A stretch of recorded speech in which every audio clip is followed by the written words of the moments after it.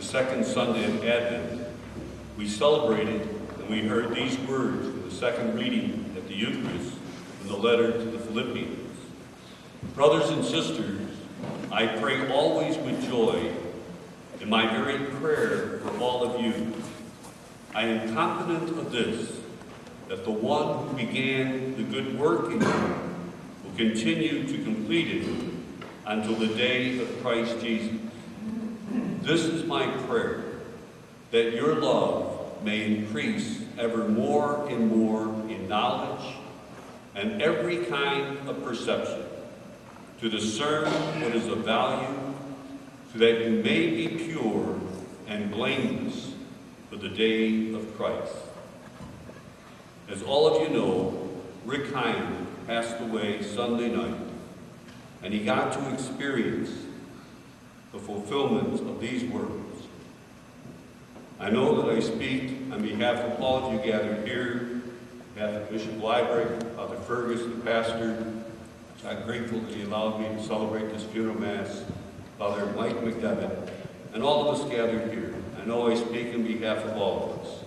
Our sincere sympathy to you, Pat, and to the girls, Colleen, Lisa, Anne-Marie, and Joni, and your families, your husbands, your spouses, your children, to all of Rick's brothers and sisters. However, as people of faith, we also know what Advent symbolizes. It's a time of hope. It's a time of expectation and longing for the coming of the Lord. And faith fills the vacuum that all of us as human beings experience with the limitations of life on this side of the grave. Therefore, we not only extend to you our sympathy, but a shared faith in life everlasting. I am the resurrection. If anyone believes in me, even though he dies, he will live. And whoever lives and believes in me will never die. Do you believe this? The story of Lazarus, though found only in the Gospel of John, is perhaps one of the most remarkable in all of the Scriptures. I say this for two reasons. The first is the obvious one. Jesus does what no one since the beginning of time has ever done. He raises a human being from the dead. And he does it as he prays to his Father for the sake of all of those around him, that they may believe that it was you who sent me. But then Jesus does something maybe even more remarkable. After Lazarus comes from the tomb, as the Scriptures tell us, his hands and feet bound with bands of material and cloth around his face, Jesus, instead of removing all of that himself, he turns to the community of people gathered around him. He turns to you and to me, and he says, untie him and let him go free. This is what Jesus means when earlier he asked the question, Martha, do you believe this? And again, when he says he did this so that they may believe. The key word in all of this is believe. When you and I hear this word, our tendency is to think it only means an intellectual consent on our part. And we immediately say to ourselves, sure, I believe that. I consent to that teaching. But Jesus means something far more than a teaching. He wasn't just asking us to think about something. He was asking for a commitment.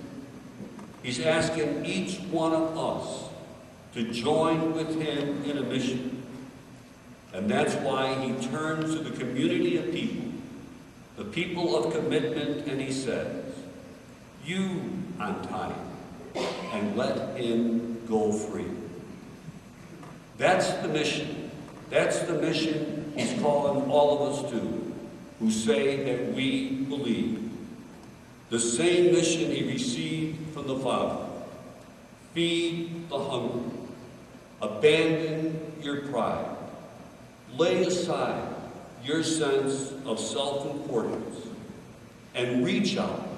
Reach out to those in pain and misery. Care for the sick. Untie those who are chained in with depression and grief and untold heartache. Those who have died within their own selves, and those who now live in tombs of one kind or another. That's what belief really means. Action, mission, giving of self for others. And that's exactly what Rick did with his life, with the constant and the consistent support of his wife, Pat. Rick, as we all know so well, was a gracious man. He was a man of great kindness, gentleness, friendliness, and compassion.